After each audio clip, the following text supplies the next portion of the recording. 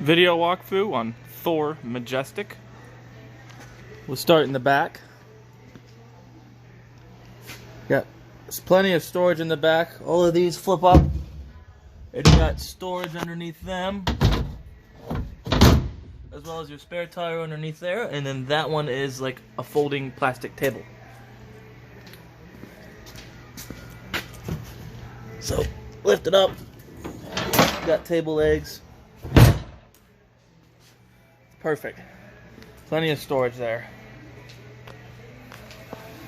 Moving along to the side. Get your freshwater fill. This is where you fill your onboard tank if you're gonna run your fresh water, run from your pump. If you have somewhere where that doesn't have water. Here's your city water. This is where you hook your hose up to and operate off of your. It'll run off of city water pressure, so you won't need your pump. Behind there is just more storage there. This is where you will fill it with gas, unleaded gasoline only. Here's access to your shore cord. So you can just leave it plugged into that, and you can just stuff it all back in this hole when you want to store it. If you're going to use your generator, and you want to run power off your generator, you plug the other end of it, so the end that you plug in the box, you plug that into here. That's where you plug that into. That way your power for your generator is actually going somewhere. Got your water heater right here.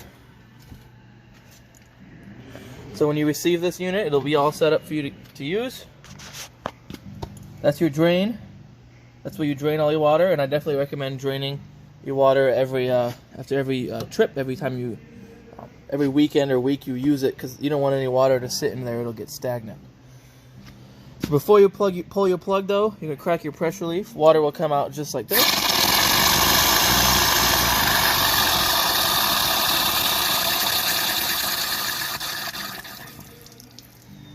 And that's okay, everything out there is designed to get a little bit wet.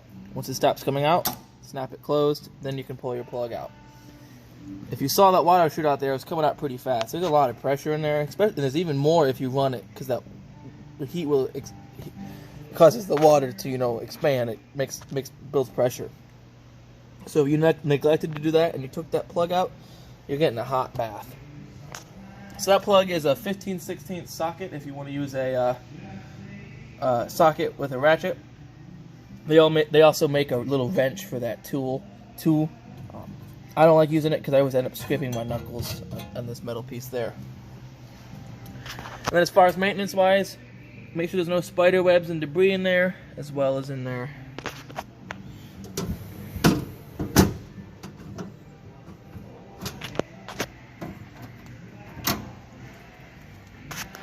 Right down here, your dump area. So that one's going to be your gray tank. That one's going to be your black tank. Your gray tank is your shower and sink water. Your black tank is everything else. I always make sure these are closed before I take that off. And then I do the black tank first, and then the gray tank. The gray tank will flush out your hose. Speaking of hose, there was previous owners left their hose in here, and there's storage for a hose right in there. And then you have these two right here. Those are your low point drains. That's just the lowest point of the water lines if you wanted to drain some water out there. And that right there is for winterizing, so you can blow out the lines if you choose to winterize by blowing out your lines. But that can close just like that. Exhaust for your furnace. Just keep it clean. Keep it clear from any debris in there. They do make screens you can put on these. They don't recommend you run them with the screens on. That just restricts airflow. But as far as like travel and storage, that's going to keep any insects from building up nests in there. Over here, access to your house battery. So that's the battery for the camper part. The battery for the chassis part is under the hood. You have access to your generator out here, so you could pop this cover off if you wanted to, and check oil, do any oil changes, and you can also start and stop it from out here if you needed to. Most of your controls for your generator are on the inside, and we'll show you that once we get to the inside.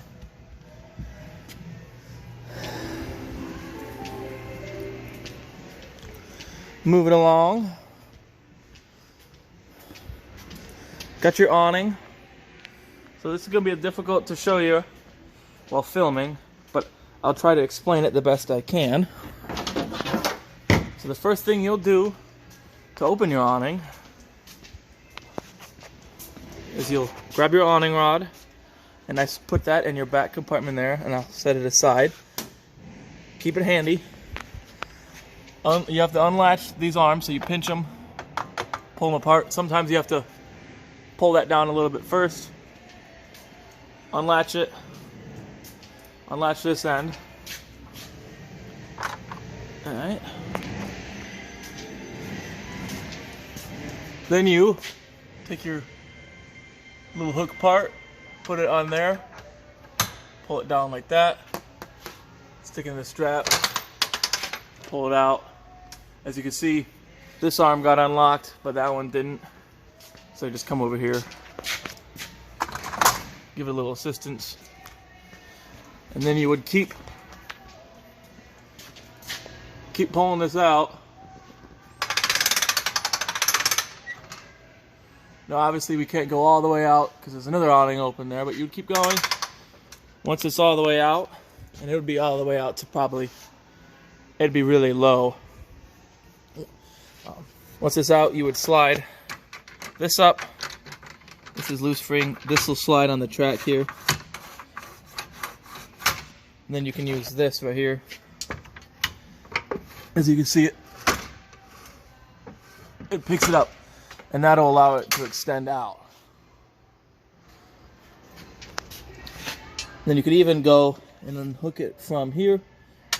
Once it's all the way out, get a good hand, unhook it, hold this, swing it out, and then you can see those holes right there where you could stake it into the ground. Now putting it back, it's a little different.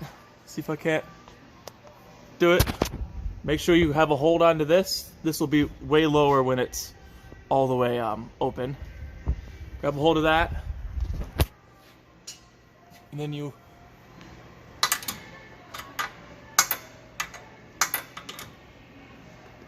would flip your switch over here like that. You pull it down or up. I think you push this one back up. Yep. Once you get it loose, you'll feel it wants to roll in. Hook your, and then you would guide it in. Make sure you have a good hand on that. You leave this in this position, and then you just squeeze your arms back together.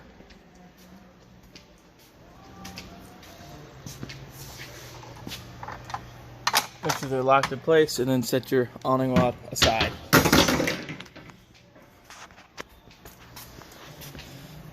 You got more storage under there. Access to propane. So that's your knob. Left, all the way to the left is open. So lefty loosey is on. Righty tighty is off. Access to your fridge. Clean in there. Clean in there. You can clean in there. You can take this off right here. You can even pop it off to clean in there if you needed to. Just keep it clean. This is for airflow for your fridge. So if it doesn't get good airflow, your fridge isn't going to cool as efficiently. So just keep that clean back there. That pretty much concludes your exterior tour. We'll move on into the inside. So right to your left, got this light switch right here. The one on the left is going to do your little porch light. The one on the right does that light there. Your fire extinguisher. Moving on in. We'll do your cab, because very simple though. Dash is very simple. Here's your lights off. This will just turn on this one right here. Just turns on like the interior lights. You can see like that. Then all the way over. Turns on your running lights. So this does not have automatic daytime running lights or headlights. That cruise control on or off, reset, all the cruise control controls there. Got your climate controls here, so cool, warm. This will just allow it. You can feel this is just circulating air for vent. Normal AC, max AC. I think that's just another form of circulating the air. This is the floor. So 4 vents. And the mix is the mix of the floor and out here, and then defrost. Very simple. You have 12-volt outlet here and here, and then you can have your fan speed for your climate controls there. And then your radio, click that, it's powered on. The volume knob. Scroll through your channels here. Click and hold to save a preset. You could seek through there. You have a menu. You can change sound settings and different settings to there. You can hit auxiliary. There is, looks like there is an auxiliary cord there. I might be wrong about that. Looks like an auxiliary cord there, so you can listen to your own music while driving down the road. And then it does have a CD player as well. Very basic radio, nothing too fancy about it. Cab's very basic. Right over there, you got your emergency start. So if your chassis battery, which is the battery which would be under the hood for driving, if that were to die, you can hit this button, emergency start, and that'll pull voltage from your house batteries and allow you to start it. Right next to that, we got a brake controller. So when you're towing your tow dolly, you can actually use the brakes on the tow dolly. These only show numbers when you're hooked up on the 7-way in the back, but you can see as it turns on, it'll activate the brakes. For using this will change your voltage, which is your gain. That controls how much the dolly is braking. This little blue button on top, you have different braking presets, and this is a slider. This will separately activate the brakes on just your tow dolly, or whatever you're towing that has brakes. So tow dolly, if you're towing a boat, heck, even another camper. There is a 2,500-pound tongue weight or limit for towing, so you can't tow super big stuff, but it's definitely good enough for the tow dolly we have assembled for you. Then you got your manual for your brake controller in there. Other than that, in the cab area, so we have this here. This can go flat like that. You can remove it for headroom. And this is a bed right there. Got a vent right there. You would just take, I can't really reach, pull those handles down and pivot it back to raise and lower the vent. 2 lights there. And then right over here, give your spot for it. There we go. Spot for a coax for a TV if you want to have a TV in here. It runs off the antenna. And then GFCI protected outlet. All your GFCI outlets are on the same circuit, so if one is going to trip, they're all going to trip. But that'll allow you to have a TV here if you wanted to. You could screw it into this mount here and then have a swivel mount to have it swiveled out to the side if you choose to have a TV. This table turns into a bed. You just lift it up slightly so you can pop the table out of the legs. It's just pressure that holds them in, so you might have to turn them or wiggle them loose. Then you can store your leg in here in this table leg storage area right in there. And then this whole table will kind of swing down. It is attached to the wall. It'll swing down, rest on these little shelves here to create a platform.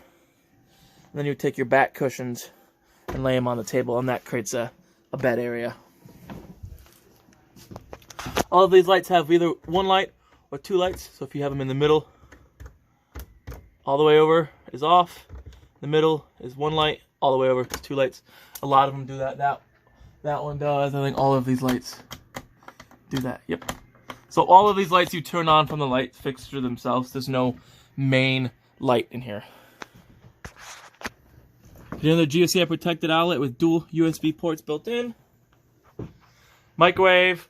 That's an appliance that only works when you're plugged in or running off of your generator. Stovetop, very easy.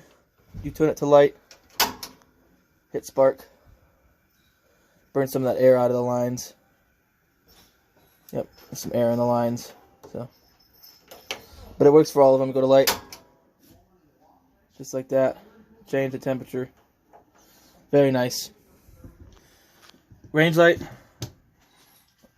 Turn it on. You give it a little bit of light there. You have a fan, high and low. Very simple. Another light here. Controls for your furnace, so you just flip that over to turn your furnace on. You can hear it turn on. We have the gas currently turned off, so your furnace won't light on the gas during the video.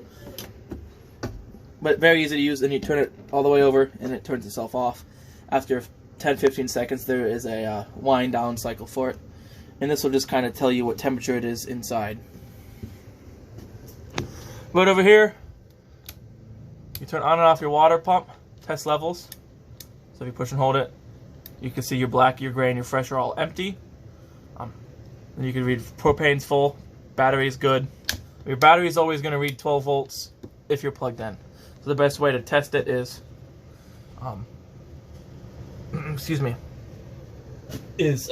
with it unplugged. Then you have a generator. Oh, not generator, sorry. This is the water heater. So turn it on. It runs your water heater just on gas. Your water heater is propane only. And then your generator. So to start your generator, hold it down. That light will come on, and then you just hit it up. And the generator starts right up. Little thing, if you are running your AC, you have to turn it off before you start your generator. And remember I was showing you that plug on the outside?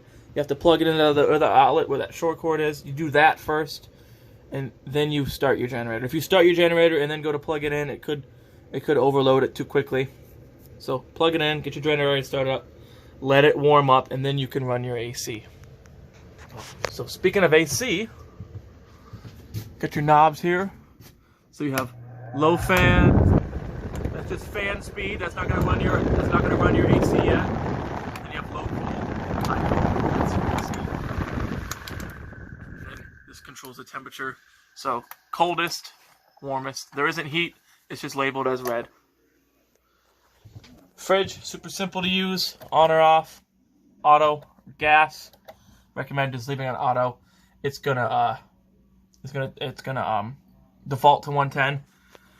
So if you were to lose power temporarily or something, this will automatically switch to running off of propane, and you won't have to worry about getting cold. And then as you see right here, it takes about 6 hours, anywhere from 6 to 8 hours to get to its operating temperature. So don't plug it in thinking you're good to have food in it in an hour. It's going to take almost half the day, 6 hours for it to be able to store food in it. Shower area, removable shower head, and then cold, hot, just like your shower at home. Then you have sliding glass door. Slide if you are going to travel. Latch it closed. It's going to only allow it to go this far. There's some water still. Water draining out the tip of it a little bit. That's it for the shower. Get your bathroom door. You can also open up and then have it lock in place. You can see that little hole right there. It locks to that. So if you're taking a shower, you can have a little bit more privacy. It kind of turns it into like a full bathroom area here.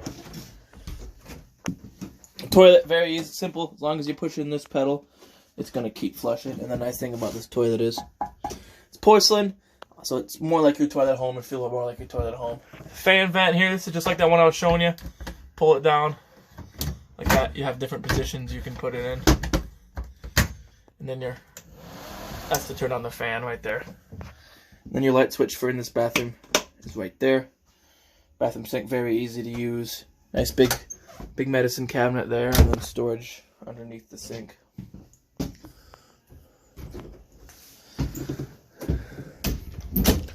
Bedroom area, not a whole heck of a lot going on. Another one of them lights there. Windows on either side. You have your switch for, right here is for little night light. I definitely recommend having this light on at night, because you might wake up and forget there's a step down, and I've done it and I've tripped, and having a light there really helps. Storage on either side of the bed and on top. which is nice. And then you have a vent here. It works a little bit differently. It's just you just crank it up and like that. And then your bed.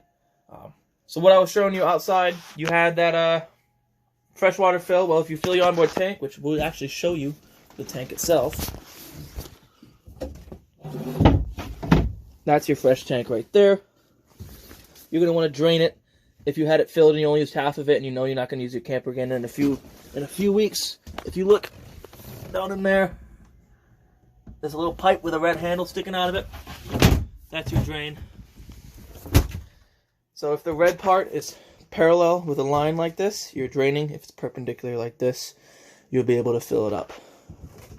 And right over here, you have a propane and carbon monoxide gas alarm. That's hardwired to the 12-volt system, so you don't have to worry about changing any batteries on it. What it is, however, since it is hardwired to 12-volt system, if your onboard battery, your chassis battery starts to die, that'll like chirp, like your smoke alarm does at home, give you low voltage chirps. Just plug your unit in, or start it up, or run the generator, do something to get the battery charged up. You got a smoke alarm right above the entry door. Those are just 9-volt batteries, so if those start dying, it's just, replace the 9-volt batteries. And then back to where we started. This is mine. This turns into a bed. You just lift up the bottom here, pivot it out. It'll create a platform like that. It'll sleep one somewhat comfortably. And then you could also use underneath it for storage.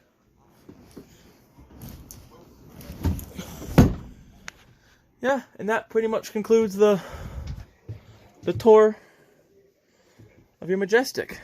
Please enjoy it.